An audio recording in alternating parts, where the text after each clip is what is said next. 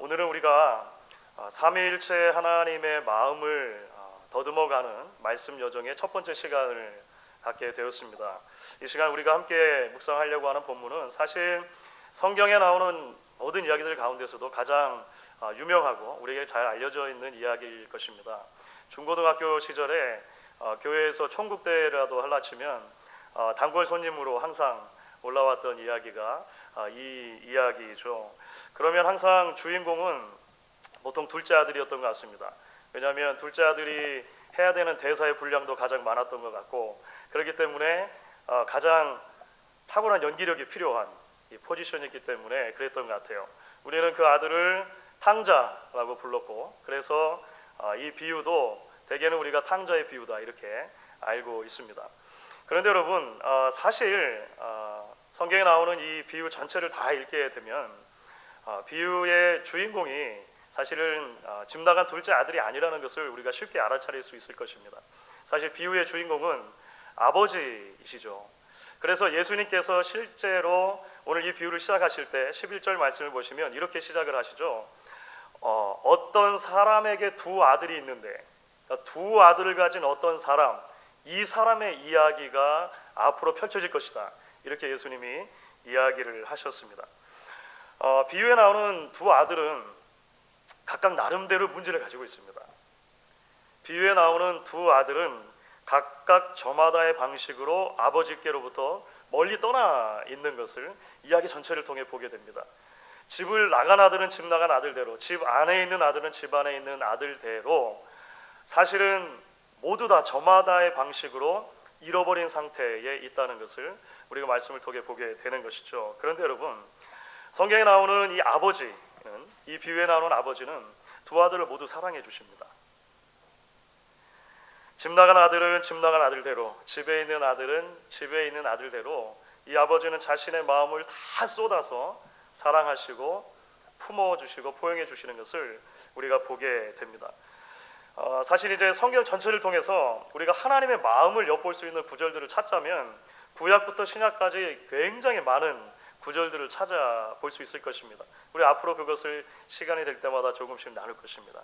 그러나 성경에 나오는 그 어떤 이야기들 가운데 사실 오늘 이 비유만큼이나 아버지 되신 하나님의 마음을 가장 역동적이고 실제적으로 그려지고 있는 본문도 없다고 생각을 합니다. 그래서 하나님의 마음을 더듬어가는 말씀의 여정의 첫 번째 시간, 우리가 이 비유를 함께 나눠보기를 원하는 것이죠. 우리가 오늘은 이야기의 전반부, 비유의 전반부가 되는 둘째 아들 에피소드를 살펴볼 것이고, 우리가 다음 주에는 이야기의 비유의 후반부가 되는 이제 큰아들 에피소드를 함께 나누게 될 것입니다. 이 이야기들을 함께 나누면서 하나님께서 위로부터 주시는 은혜가 있기를 바라고, 우리 안에 하나님의 마음을 조금 더 이해하고 함께 품을 수 있는 그런 시간들이 되어줄 수 있기를 바랍니다. 사실 오늘 비유를 당시 근동의 문화 속에서 아버지의 시선으로 읽어가다 보면 사실 비유 자체 속에 당시 사람들의 그 생각으로 판단으로 대단히 쉽게 받아들일 수 없는 그런 의외의 일들이 많이 펼쳐지고 있는 것을 보게 됩니다. 먼저 이제 오늘 이야기가 한 마을에 있는 한 사람의 이야기로 시작을 하는 것이죠. 그 사람에게 두 아들이 있었다는 것입니다. 그런데 이야기가 쭉 흘러가면서 보면 적지 않은 재물을 가지고 있었던 것으로 보입니다. 당시에 어떤 사람이 적지 않은 재물을 가지고 있었다는 것은 단순하게 현금 그리고 가축, 종 이 정도를 넘어서서 사실은 상당한 땅을 소유하고 있었다는 것이 전제가 된 것입니다. 그러니까 예수님 당시 팔레스타인에 있는 사람들의 보통 그 정서로 보았을 때 어떤 사람의 재물이다라고 하는 것은 굉장히 땅이 중요하게 생각이 되었다라고 하는 것이죠. 나중에 보시면 이 큰아들 같은 경우에 밭에가 있다가 돌아왔습니다. 자기 소유의 땅을 관리하는 일을 사실 하고 있었던 것을 보게 되는 것이죠.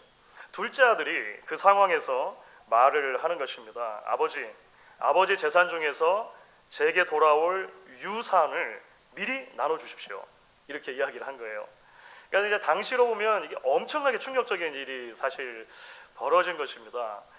저희 자녀들이 늘 부모에게 말하죠. 아빠, 엄마 돈이 필요해요. 용돈 좀 주세요. 사실 지금 둘째 아들이 아버지에게 구하고 있는 것은 단순하게 용돈 좀 주세요 수준이 아니라고 하는 것이죠. 유산이라고 하는 것은 말 그대로 아버지가 돌아가신 이후에 분배될 수 있는 종류의 재산을 말하는 것입니다. 그러니까 유대인들은 자신들의 법을 따라서 물론 살아생전에 아들들에게 재산을 나눠주는 것을 약속할 수는 있지만 실제로 그 재산이 나눠지는 것은 그죠? 자신의 현금이나 가축이나 종이나 땅이나 포함해서 모든 재산을 나눠지는 현실은 아버지가 돌아가신 다음에야 이루어지는 것이라고 하는 거예요. 그러니까 지금 둘째 아들은 아버지가 돌아가셔야만 받을 수 있는 그 유산을 지금 받기 원합니다. 이렇게 말한 것이죠. 대부분의 그 아시아 나라들이 그런 것처럼 근동에 있는 대부분 국가들도 소위 체면 문화를 가지고 있습니다. 공동체 안에서 체면이 대단히 중요한 것이죠. 개인이 모인 가정이 중요한 공동체였고요. 가정이 모여있는 마을이 중요한 공동체였습니다.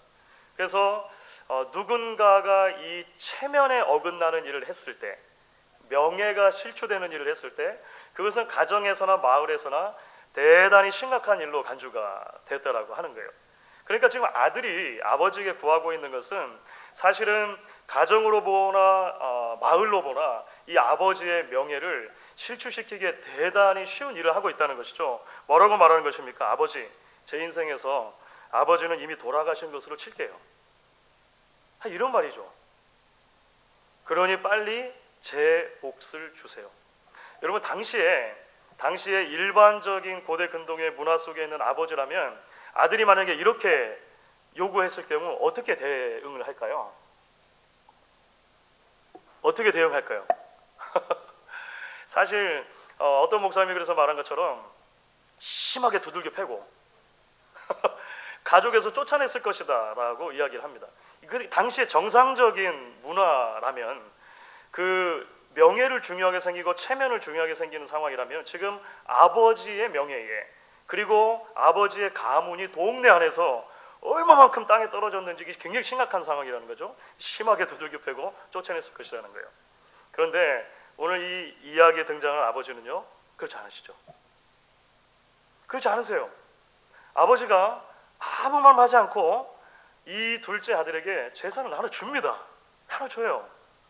말씀드린 것처럼 자신의 현금을 비롯해서 가축들, 종들, 땅까지도 나눠서 아들에게 주었다라고 하는 것입니다. 당시로 보면 그야말로 충격적인 일이 벌어지고 있는 것이죠. 그런데 이제 며칠 지나지 않아서 이 둘째 아들이 또 다른 상상할 수 없는 일을 하게 됩니다. 그게 뭐냐면 아버지가 이렇게 유산으로 물려주신 거잖아요. 특히 유대 민족의 정서로 볼 때 그 물려받은 땅이 대단히 중요하거든요. 그런데 이 아들이 무슨 일을 합니까? 모든 것을 다 캐싱, 현금화 시키죠. 그렇죠? 모든 것을 다 팔아서 현금화 시키고 나서 아버지로부터 멀리 떠나 다른 나라로 가버렸다라고 하는 것입니다. 며칠이 채 못 돼요. 왜 며칠이 걸렸을까요? 그렇죠. 그 재산 처리하는 시간이죠. 사실은 그 며칠 동안 이 아들이 얼마나 바빴겠습니까? 상상이 되시죠? 아버지가 주신 땅, 아버지가 주신 뭐 종 이런 거 그 현금화 할 수 있는 거 있잖아요. 가지고 갈 수 없는 것들은 빨리 현금화를 해야 되니까 동분서주하면서 아버지가 물려주신 모든 재산을 그렇게 팔고 현금화 시킨 거죠. 그것이 다 정리가 되자마자 몽땅 챙겨서 아버지 곁을 떠난 것입니다. 먼 나라로 가버린 것이죠. 그 먼 나라에 가서 무엇을 합니까? 그야말로 하고 싶은 것을 다 이제 해보는 것입니다. 오늘 말씀에 의하면 허랑방탕했다 이렇게 돼 있죠. 자기가 하고 싶은 것을 모두 다 해보면서 이제 그 재물을 사용하는 모습을 보게 됩니다. 사랑하는 여러분, 사실 둘째 아들의 이런 모습은 하나님과 멀어진 상태에서 인생의 의미를 찾아보려고 하는 모든 죄인들의 모습을 적나라하게 보여준다고 할 수 있습니다. 그렇죠? 여러분, 이 아들이 크게 두 가지를 오해하고 있습니다. 하나는 뭐냐면 아버지를 떠나면 자신에게 참된 자유와 평화가 올 것이라고 참된 기쁨이 올 것이라고 믿고 있는 것입니다. 그렇죠. 두 번째는 자기가 가지고 있는 모든 재물, 모든 인생 젊음이 내 것이다라고 생각하는 오해를 가지고 있어요. 그런데 조금만 생각해 보면 사실 이 둘째 아들이 가지고 있는 이 두 생각은 서로 모순된다는 것을 보게 됩니다. 이게 마치 어떤 것이냐면 아버지가 집에 가져오는 선물은 좋지만 아버지는 싫어하는 상태와 같은 거예요. 뭐 가끔 그런 거 보지 않습니까? TV나 유튜브 같은 데도 보면은 아빠가 딸을 향해서 손을 막 펼치고 있는데 딸이 아빠에게 막 달려오다가 아빠 팔 사이를 쏙 지나가지고 아빠 뒤에 있는 인형에게로 간다든지 뭐 이런 거 있지 않습니까? 이런 것이죠.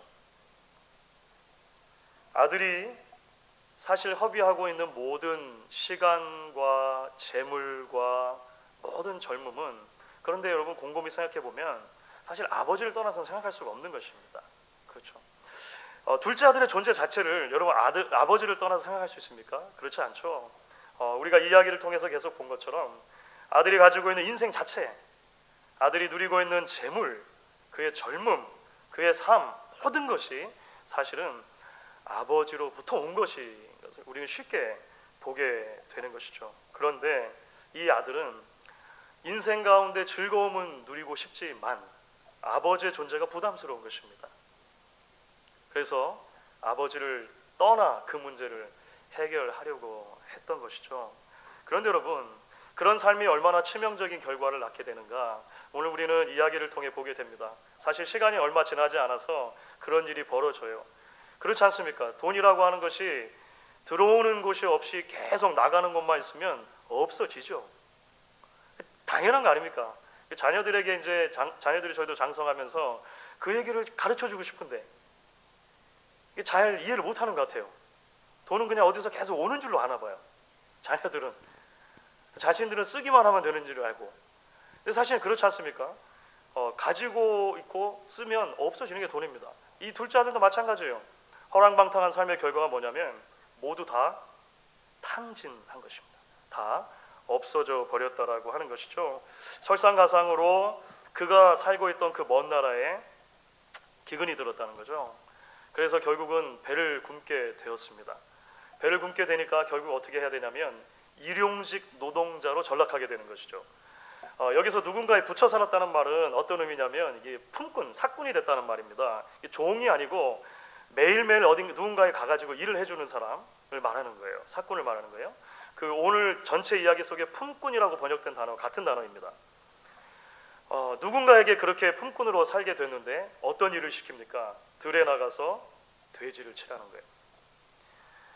우리들은 별로 심각하지 않게 들릴 수 있지만 당시 유대인들이 예수님의 이 비유를 들으며 이 대목에 나갔을 때 아마 무릎을 치면서 탄식했을 것입니다.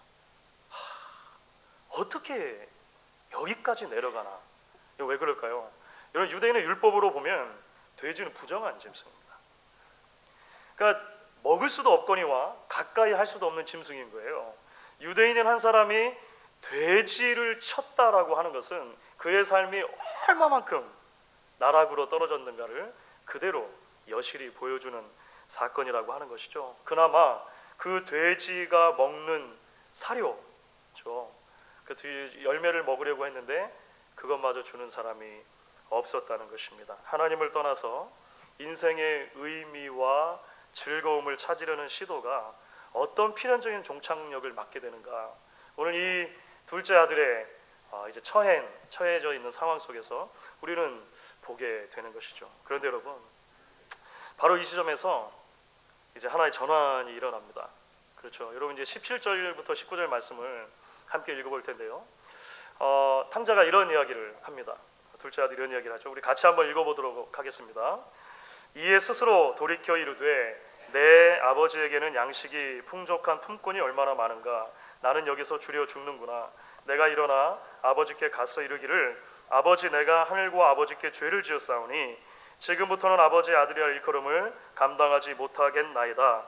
나를 품꾼의 하나로 보소서 하니라 하고, 돼지우리에서 퍼뜩 생각이 난 게 있었다는 거예요. 스스로 돌이켜 이른다는 말은 제정신을 차리고 보니, 이렇게 해석하는 게 가장 맞습니다. 제정신을 차리고 보니 자신의 삶이 너무나 비참한 거예요. 그리고 나서 생각이 나는 거죠. 아버지의 집입니다. 그 아버지의 집은 자기와 같은 품꾼, 그렇죠, 매일매일 그 집에서 일을 하고 삭슬 받아가는 그런 삭군도 풍족하게 음식을 먹을 만큼 아버지의 풍요롭다는 것을 깨달았다는 거예요. 생각을 해낸 것이죠. 그런데 하나의 문제가 있습니다. 면목이 없는 거예요. 면목이. 그렇죠. 자신의 집안과 마을에서 자기가 얼마나 큰 손해를 아버지에게 끼쳤다라고 하는 것을 이 아들은 금방 알아차릴 수가 있었던 거예요. 그래서 이렇게 이제 계획을 세우는 거죠. 내가 아버지께로 돌아가는 것밖에는 이제 마지막 희망이 없는데 그래도 너무나 면목이 없고 송구하니 이렇게 계획을 세워야겠다라고 말한 것이 우리가 함께 읽은 본문인 것입니다. 내가 가면 이렇게 말해야겠다. 아버지, 제가 아버지께 얼마나 큰 손해를 끼쳤는지 알고 있습니다. 아버지 아들이라 불릴 만한 자격도 없습니다. 저를 호족에서 파내는 것이 맞습니다. 이해가 됩니다. 그럼에도 불구하고 나는 여기밖에 없으니까 아버지 저를 삭군 중에 하나로 그냥 써주세요. 품꾼 중에 하나로 써주세요. 제가 열심히 일해서 돈을 모으고 아버지께 끼쳤던 모든 재산의 손해를 다 갚을 수 있는 기회를 주세요 라고 사실은 이 아들이 말하는 것과 마찬가지인 거예요. 자기 딴에는 이게 최선의 생각이었겠죠. 얼마나 많이 연습했겠습니까? 돼지우리에서 연습하고 오는 길에 연습하고 이제 그렇게 말을 연습하면서 갔겠죠. 그런데 여러분, 우리는 이 둘째 아들이 집으로 돌아가는 그 길에 어떤 일이 일어났는지를 말씀을 통해 잘 알고 있습니다. 아직 거리가 멀어요. 아들이 저 멀리 보이는데 아버지가 먼저 아들을 알아봤다는 것입니다. 아버지의 시선이 그 마을로 들어오는 그 길로 늘 향해 있지 않았다면 불가능한 일이죠.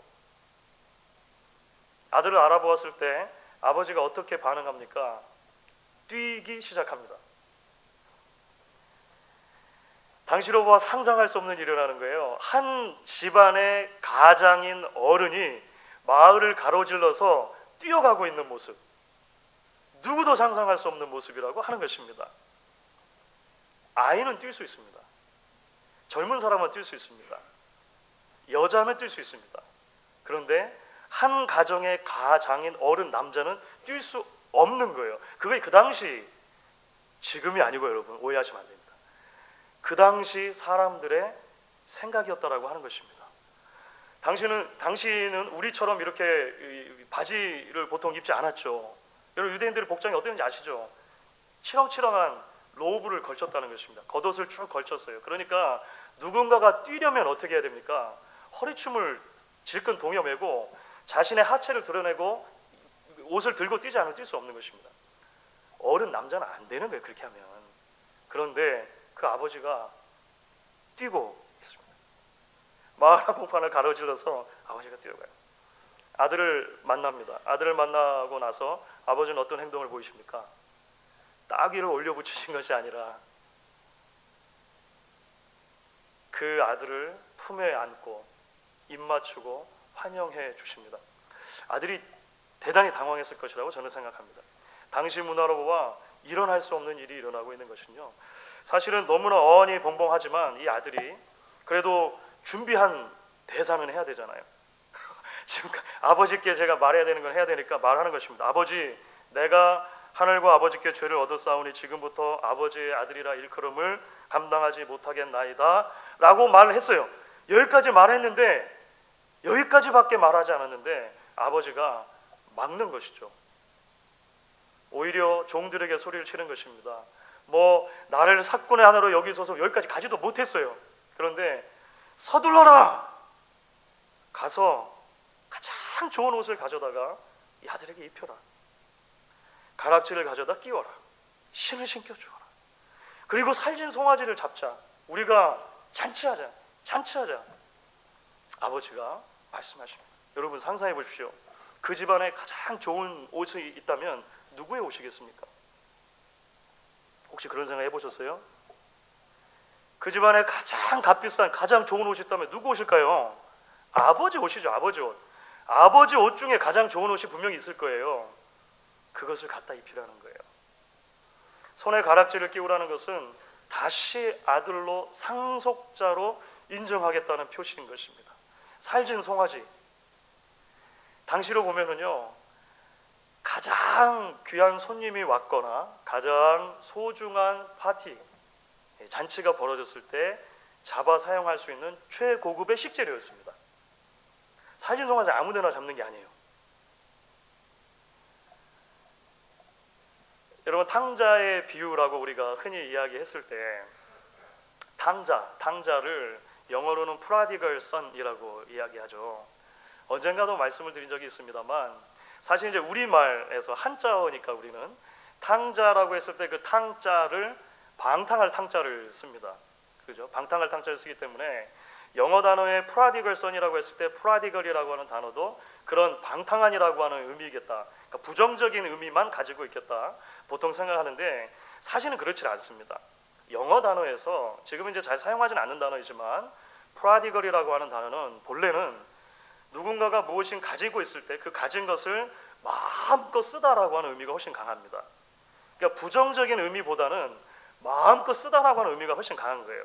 그러니까 낭비하다, 허비하다 이렇게 했을 때 그 의미가 사용되는 것이죠. 그렇다면 여러분, 오늘 말씀 가운데 자기가 가지고 있는 무엇인가를 가장 많이 허비하고 있는 대상이 누구입니까? 사람이 누구입니까? 사실은 둘째 아들이 아니죠. 아버지라고 하는 것을 보게 됩니다. 여러분, 12절에 보시면 아버지가 아들에게 살림을 나눠주었다는 표현 나오잖아요. 아들은 아버지에게 뭐를 구했냐면 내 분깃을 주십시오, 내 유산의 일부를 주십시오라고 이야기하는데 굳이 거기에 아버지가 그에게 살림을 나눠줬다 이렇게 되어 있습니다. 살림이라고 번역된 단어는 헬라어의 비오스라고 하는 단어입니다. 비오스. 그런데 이 비오스라고 하는 단어는 영어 단어에서 바이오라고 하는 단어의 어원이 돼요. 바이오 어디서 많이 들어봤죠? 바이오는 생명입니다. 생명. 바이올로지 있잖아요. 바이오는 생명이에요. 우리말도 사실 비슷합니다. 살림이라고 우리가 굳이 이야기하는데 살림은 어원이 살리다입니다. 생명입니다. 그러니까 너무 좋은 번역이에요. 사실은 살림을 나눠줬다.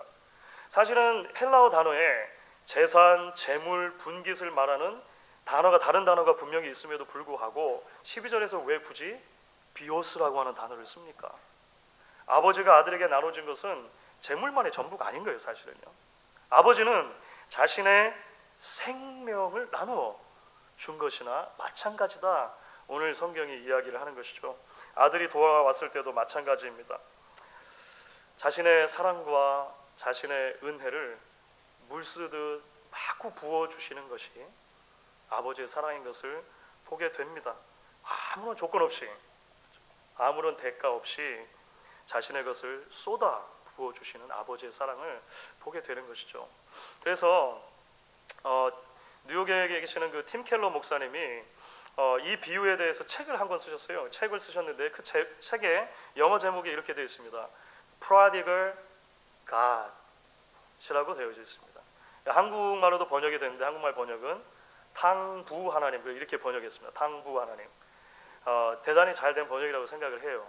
탕부 하나님. 사실 이 비유의 주인공은 탕자, prodigal son이 아니고 탕부, 자신의 것을 남김없이 쏟아부어 주신 아버지다라고 하는 것을 다시 한번 보게 되는 것이죠. 그렇다면 여러분, 도대체 무엇이 아버지로 하여금 이런 종류의 사랑을 가능하게 한 걸까요? 우리는 오늘 그 20절 말씀 가운데 나타난 한 단어를 통해 그 열쇠를 보게 됩니다. 20절 말씀 중간쯤 보시면 여러분, 측은히 여겼다는 말씀이 나오죠. 측은히 여겼다. 사실 신약성경에 많이 등장하는 단어인데요. 신약성경 특별히 복음서의 다른 곳에는 이 측은히 여겼다는 단어가 긍휼히 여기다, 불쌍히 여기다 라고 하는 단어로 대단히 많이 사용이 됩니다. 본래 가지고 있는 의미는 뱃속이 뜨거워졌다는 의미입니다. 내장이, 창자가 뜨거워졌다. 그러니까 유대인들의 독특한 표현 방식이죠. 누군가를 향해서 마음이 막 끓어오를 때, 긍휼히 여기는 마음, 불쌍히 여기는 마음이 막 끓어오를 때 유대인들은 이 내장이 뜨거워지는 것으로 그렇게 이해를 한 것입니다. 그럼 제가 지난 월요일부터 수요일까지 그 교단 목회자 후보생 교육위원회 모임에 다녀오지 않았습니까? 언제나 그렇듯이 이제 모여서 회의도 하고 그 회의하는 시간도 의미가 있습니다만, 또 오랜만에 믿음의 선배들 또 동료들을 만나서 함께 대화하고 교제하는 것도 제게는 대단히 큰 위로고 도전의 시간들이 그렇게 되는 것 같습니다. 이번에는 특별히 이제 한 저녁 식사 시간에 어떤 한 분과 이제 좀 오랜 대화를 나누게 되었습니다. 저희 교단 신학교 중 하나인 그 미시건에 있는 웨스턴 세미너리라고 있는데요. 그 웨스턴 세미너리의 학과장이죠, 딘 되는 분과 함께 식사 자리에서 좀 대화를 나눌 수가 있었습니다. 이분은 푸에르토리코 출신의 히스패닉계예요. 히스패닉계신데 12살 때, 본인이 12살 때 미국에 오신 분입니다. 이야기를 해주시는데요. 그 형제들이 10명이 있대요. 그러니까 10남매인데 10남매 중에서 자기가 유일하게 고졸 이상의 학력을 가진 사람이라는 거예요. 이야기를 해주시더라고요. 그러니까 이제 푸에르토리코가 가난하기도 하고 또 여러 상황이 그렇게 하지 못했다는 것이죠. 근데 본인은 이제 어렸을 때부터 책 읽는 것을 좋아하고 이렇게 공부하는 것을 좋아했다는 것입니다. 이분이 뭐 단지 이 고졸 이상 정도가 아니고요. 이제 그 빌라노바 대학, 여기 가까이 있는 빌라노바 대학을 졸업하시고 고든 코넬 신학교에서 석사하시고 두루 신학교에서 신약 전공으로 박사하시고, 그 다음에 이제 오랫동안 교수하시다가 이제 그 교단 신학교의 학과장이 되신 것이죠. 딘으로 몇 년 전에 이제 이렇게 오셨어요. 근데 저에게 그런 이야기를 해주셨습니다. 본인이 12살에 미국 넘어와서 이제 열심히 공부하려고 노력을 했는데 대학을 가려고 이제 그 고등학교 12학년 됐을 적에 이런 일이 있었다는 거예요. 굉장히 어려운 일이 있었다는 것입니다. 학교에서 이제 그 진학 상담을 하는 카운셀러가 있지 않습니까? 그 카운셀러 선생님과 대화를 하는 도중에 선생님이 이런 이야기를 했다는 거예요. 이분 이제 성함이 first name이 그 알빈인데, 알빈, 내가 보니까 네 실력이 사실 형편없는 것 같아. 내가 보기에 넌 미래도 없는 것 같아. 그러니까 그냥 대학 진학하는 것보다 기술을 배우는 게 어떻겠니? 이야기했다는 거예요. 자기는 최선을 다해서 노력한다고 했는데 너무 마음이 상하다는 거예요. 너무 마음이 상하고 아프더라는 거예요. 그래서 힘들어하고 있는 도중에 다른 어떤 여선생님을 우연히 만나게 됐다는 것입니다. 그런데 그 여선생님이 지나가다가 이 알빈을 붙들어 놓고 이렇게 이야기를 하더라는 거예요. 알빈, 나는 너를 믿어. 너는 정말 탁월하고 훌륭한 아이야. 나는 네가 원하는 모든 것을 할 수 있다고 믿는다. 이분이 60이 훨씬 넘으신 분이거든요. 손주들도 여럿 되시는 할아버지세요. 그런데 거의 40여 년 전에 있었던 그 이야기를 저에게 해주시면서도 아직도 그 이야기 하는데 눈물을 흘리세요. 이 젊은 저에게 그 이야기를 해주시면서 내가 너무 감정적이 돼서 미안한데 그때만 생각하면 내가 정말 내 인생에서 그분이 나를 믿어주셨기 때문에, 내 수고를 인정해 주셨기 때문에 내 인생이 완전히 바뀔 수 있었습니다라고 같이 간증해 주셨어요. 감동적인 이야기죠. 감동적이죠.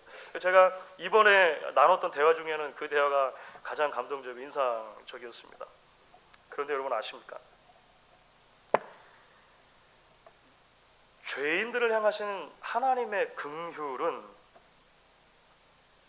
그 정도의 사랑과 그 정도의 믿음을 훨씬 넘어서는 이야기라고 하는 것입니다. 왜냐하면 하나님의 긍휼은 우리의 타고난 자질을 인정해 주는 것이 긍휼이 아니기 때문에 그래요. 참 원래 잘났었지, 미안하다, 못 알아줘서 미안해, 알아줄게. 우리의 공로를 인정해 주시는 것이 하나님의 긍휼이 아니라는 것입니다. 완전한 죄인인데, 하나님을 향한 아무런 선도 행할 수 없는데 하나님께서 우리를 사랑하시고 긍휼히 여겨주시고 은혜 베풀어 주시는 것이 성경이 말하는 아버지의 마음이라고 하는 것입니다. 끊임없이 아버지를 떠나서 방황하고 마음대로 살아보려고 하는 죄인들에게 조건 없이 낭비하듯 부어주시는 것이 하나님의 사랑이라고 하는 거예요. 여러분, 그 아버지의 마음이 복음이죠. 그 아버지의 마음이 복음이라면 복음은 단지 하나의 감동적인 이야기가 아니라는 것을 우리가 기억할 필요가 있습니다. 그냥 감동적인 이야기라고 말하고 넘어갈 게 아니라는 것이죠. 왜냐하면 복음은 불가능한 사랑에 대한 이야기이기 때문에 그렇습니다. 복음은 불가능한 은혜에 대한 이야기이기 때문에 그런 것입니다. 그래서 말씀을 마무리하도록 하겠습니다. 주 안에 사랑하는 여러분, 우리의 참 성화는 나에게 베풀어 주신 이 아버지의 마음을 기억할 때 가능할 것입니다. 지난주에 함께 나눴던 것처럼 우리의 마음이 자라는 것이 신앙이 자라는 것이라면, 우리의 마음이 변하는 것이 신앙이 성장하는 것이라면, 우리의 거룩을 향한 여정이라고 하는 것은 긍휼이라고 하는 하나님 아버지의 우리를 향한 이 마음을 매일매일 조금 더 깊이 이해하고 매일매일 조금씩 더 우리 안에 품는 과정이 될 것입니다. 저는 그렇게 믿습니다. 잃어버렸던 나를 향해 부어주신 그 긍휼히 여기시는 사랑, 은혜가 여러분 한 사람 한 사람들을 붙들어 주시는 이 한 해가 될 수 있기를 저는 간절히 기대하고 소망합니다. 그 사랑과 은혜에 매일매일 매이시기로 소망하고 기대할 수 있는 저와 여러분 될 수 있기를 주의 이름으로 간절히 축원하겠습니다.